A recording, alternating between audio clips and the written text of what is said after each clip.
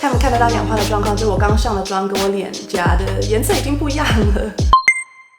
大家好，我是 Stephanie。我们今天呢要来实测娇兰最新出的粉底液，就是他们的恒时维物纯粹粉底液。那英文名叫做他们的 L'Essentiel High Perfection Foundation， 长这个样子。这款粉底液卖2350块台币，它里面是有30ml 的商品，然后是 SPF 15。台湾有10个色号，然后国际柜是有30个色号。它这次有分冷调、中调跟暖调的底妆。我今天带回来的色号是 00W， 就是暖调最浅的一款。那我之前的亮眼裸光小灯泡用的是 00N， 比较中调，所以我待会可以刷色给你们看它的对比。要是你是第一次来到我频道的新朋友，我是黄100的肤色 MAC 的 NC10， 给你们当做参考。我平常也都爱做粉底实测，所以你喜欢看底妆实测的话，记得订阅跟打开小铃铛哦。我们现在一起去看一下娇兰的官网，看看它的产品叙述有写什么样的资讯。它上面有总结一个商品特色，基本上就是高遮瑕的微雾感底妆，轻薄服帖，像第2层皮肤，24小时的长效完美妆感，基本上就是持妆24小时。然后它是96%的天然成分，上面写说这个底妆的厚重感是清新自然的妆感。网站上也有主打其中的几个成分，所以我就很快的带过一下。它里面含了塔拉胶，还有海洋红枣萃取、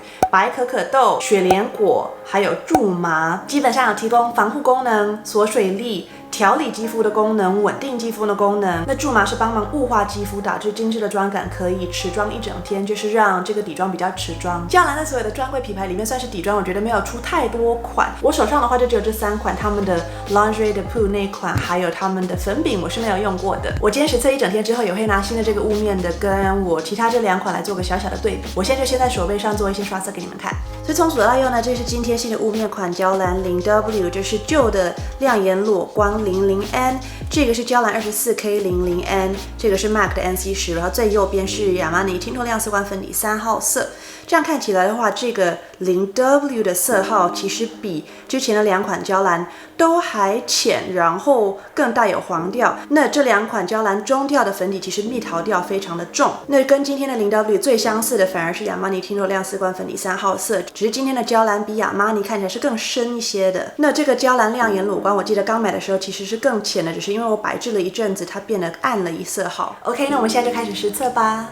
那我先来介绍一下我的肌肤，我是混合偏干肌，所以我两颊其实蛮干燥，偶尔都会有脱皮的问题。可是我鼻子又混合性的毛孔粗大，容易出油，容易长了粉刺。我的过敏体质也导致我黑眼圈非常的严重，所以我们今天可以拿娇兰这款底妆来测测看，这么严重的黑眼圈，看它遮瑕力到底有多高。我最近皮肤也在爆痘，所以有很多正在修复的痘印。我这边今天有一些泛红，希望可以遮得比较完整一点。如果之前所有的实测影片，我今天也不会上任何的妆前，我今天唯一会定妆的地方是我的鼻子跟我的眼下，那我也不会上定妆喷雾。我今天脸的左半部会用 Bobbi Brown 的粉底刷上妆，然后脸的右半部用沾湿的 Eco Tools 海绵，来看看哪个上妆的效果比较好。我们来看一下瓶身，它是长这个样子，是雾纱玻璃，真的像个小灯泡的粉底液。拔掉盖子的话，里面是压饰的头。跟旧的小灯泡拿来比较的话，一个是这样子透明亮面的，然后一个是雾纱的。大小瓶身啊，盖子都长得一模一样。挤出来给你们看一下质地，它有个香香的精油跟植物萃取的味道，质地感觉是偏稀的，流动性是中等，有慢慢的往下滑。抹开来的话非常水润，可是有一点稠，有一点阻力感的，跟旧的那款质地其实还蛮像的。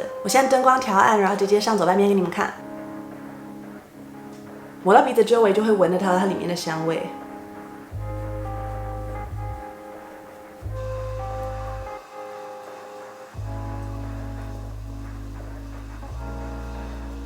这是左半边宝宝上了1层的样子，给你们近看一下。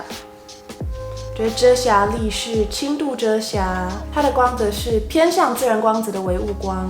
这边没有上妆的毛孔，跟有修饰的，我觉得修饰的还蛮好的。可是现在刚刚上妆就已经发现它对皮肤有点干燥的地方会有点卡。黑眼圈的话，宝宝1层是遮掉了3成左右，痘印、痘疤、鼻翼、泛红都是遮掉了3成左右。那我现在用海绵把右边上完，手臂上的产品现在是半干的状态，应该就是干的还算快，然后好像有点氧化变橘了，所以这款很明显是上妆要快一点点。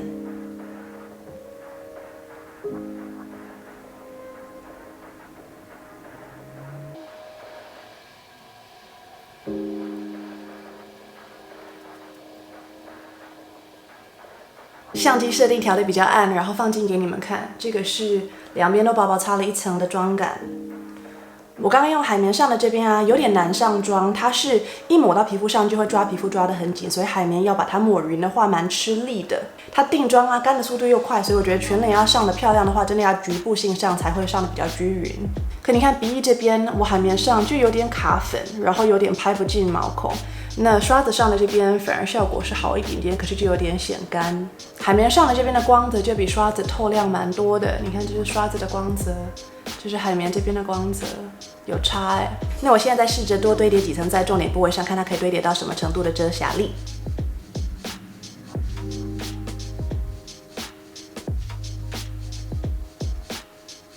看没看得到氧化的状况？就是我刚上的妆跟我脸颊的颜色已经不一样了。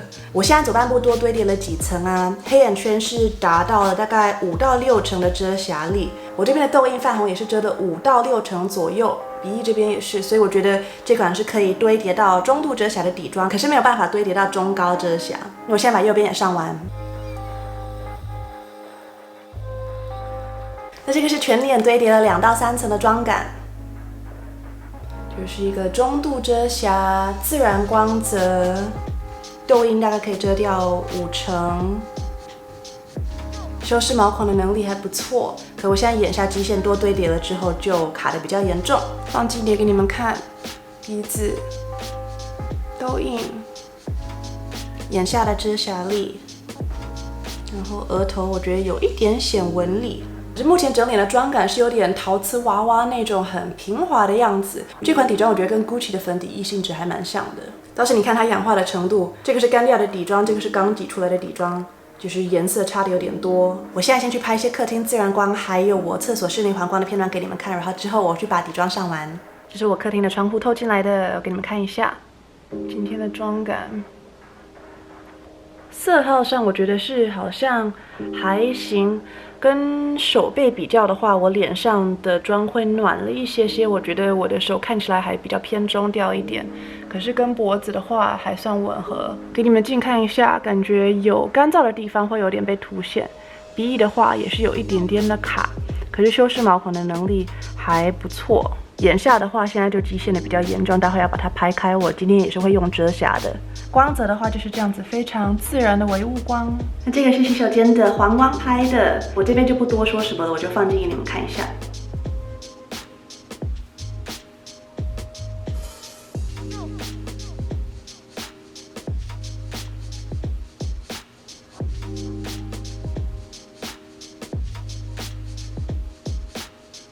Hello， 那我下妆就画完了。我刚刚上妆应该是花了15到20分钟左右。刚刚我用手指晕染膏状的腮红在脸上是没有问题的，就是没有把下面的底妆带走啊，没有把下面底妆掀起来。这款底妆是不太滋润的那种质地，所以刚刚在上面用手指晕染的话是有一点阻力的，没有那么好把东西晕开。现在拿镜子远看的话，觉得整脸是有那种陶瓷般小小滤镜效果的。可是我近看的话，我放近点给你们看哦。我觉得要是你皮肤上面有粗糙、脱皮或是凹凸不平的地方，这款底妆会有点凸显这些部位。鼻翼这边目前有一点点的卡粉，没有到很严重。我是发现我额头这边有纹理的地方，目前看起来就有一点点的明显。然后我右边的鼻翼这边这个粉底好像没有办法很好的陷进去，它妆感是稍稍有粉感，可是不知道为什么有办法看起来蛮自然的一个妆效。好了，那我先去忙了。我今天过了一整天之后，再做一个最后的 check 给你们看。我今天应该也会运动，所以待会可以看看这款底妆抗不抗汗。那我们晚点再见。现在刚运动完，应该是上妆3小时左右，觉得大部分的妆其实都还在，没有怎么掉妆，只是这边的遮瑕力稍微掉了一点点，可能有10%的遮瑕力掉了吧。鼻翼泛红这边也突出了多一点点，可整体而言，就是现在的妆其实还蛮完整的，然后露出一点油的话，这光泽变得很漂亮就是比较没那么雾面了。Hello， 现在是凌晨12点了，所以距离我上妆的时间已经过了12个小时，我就先放近一点，让你们看一下带妆12个小时下来的妆效。我把它设定暗一点，让你们看得比较清楚。这个是娇兰这一款带妆12小时下来的样子。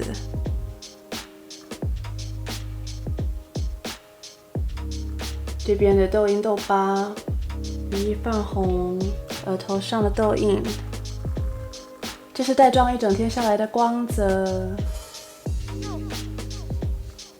第一个保湿度的话，5分里面我会给3.5分。这款底妆蛮奇特的，它是刚上妆的时候很快的融到皮肤里，可是因为它雾化的很快啊，我记得带妆1到2个小时的时候，仅是有一点点干燥的。那我现在带妆12小时下来，我摸脸其实感觉脸是蛮嫩的，它的水分是蛮充足的。可是基本上就是这款底妆，我觉得大干肌的人完全不适合，因为你在带妆一整天下来那个过程中，会有一些时段脸是非常紧绷跟不舒服的。我放近一点给你们看一下我脸很干燥的地方出现的问题。放很近一点给你们看，我这边有一点点脱皮干燥问题的地方，目前是蛮斑驳，然后起屑了。就是这个区域会有一点点结块，会看到裂痕。这边的痘印也出现了结块的问题。所以基本上，要是你脸容易脱皮，或是有一些起屑、特别干燥的地方，这款底妆不 OK。再来控油力的话，5分里面我会给4分。我现在给你们看一下，就是我额头看起来蛮油亮，可是我觉得是打光的关系。其实我现在摸额头的话，它出油量就是算中等，没有特别多。鼻子的状况也还不错，所以我觉得这款底妆是有控油能力的，可是没有超级控油的那种底妆那么的强。这款的控油能力其实跟我刚刚试完的 MAC 水粉饼差不多。所以我今天这样观察下来，我觉得大油肌这款我也不会推荐的，我觉得也 hold 不住那个油。偏油肌绝对可以，中性肌可以，偏干肌要是你没有起屑脱皮的话也没有问题。接下来光泽的话，5分里面我会给4分。它光泽多水亮的话，要是满分是5分，0分是雾面。这款的话其实是3分到3.5分左右，可是它光泽多美的程度绝对是4分。它带妆一整天下来就是有这样子非常自然的妆感。T 区就是变奶油肌，那2颊就是很美的一种自然光泽。其实光泽真的很细致，然后带妆一整天下来慢慢出了一点油之后，现在的底妆看起来就很像第2层皮肤一样。精致度会不会氧化这块我给3.5分。这个底妆上起来那个粉体本身感觉是精致的好看的，然后上起来会有一点点磨皮效果，看起来很像陶瓷娃娃那种样子。可是我们待会会聊到持妆力，那由于它有些地方不太持妆，导致带妆一整天下来这个妆感就没那么精致了。它在你脸上没有办法那么持妆的那些区域就会浮粉结块，然后看起来妆感就会有一点斑驳，而且不是整体很细致的。再来的话，它氧化的程度也是小小的严重。我觉得今天一整天下来，它是氧化了1个色号。它是刚上妆就会氧化，所以现在过了12小时，并没有氧化的更严重。可是就是一刚上妆，大概过了30秒钟，定下来就会变橘。延展力好不好推荐这块我给3分。我觉得它不是那么好上妆的底妆这款底妆上妆的时候抓皮肤抓得很紧，然后你点到脸上的时候，你点那些区域都会有边界感，它会定在那边，然后你要很用力去把它刷开才能够抹均匀。因此用沾湿的海绵上妆，我觉得也是有一点点困难啦，就是要动手很快这样子。要是你有用过香奈儿的极致持久，然后你了解它就是干得快，动手要快一点上妆的那种手法，今天的娇兰其实比那款干得还更快哦。最后我们来聊一下它的持妆力，这也是我用了一整天下来最遗憾的一个点吧。我刚刚是已经给你们看过这边有起屑脱皮结块的状况了嘛，那我觉得今天的妆大概也掉了5到6成左右，所以它原本就只有中度的遮瑕，现在遮瑕力又减半，就变成遮住可能2到3成的瑕疵。鼻翼泛红现在大概也透出了6成左右。我的右脸颊皮肤比较没有状况，那目前看起来是很平滑很漂亮的妆感。额头的妆大部分都还存在，那我这边比较深的痘应该是透出了6成左右。我的眉毛中间有时候会有斑驳的问题，目前状况看起来还蛮好的，没有结块出现，倒是我眼睛周围有纹理的地方啊会小小的卡粉。最后我们来看一下鼻子，鼻翼这边有一点点的卡粉，不是特别严重，可是有卡。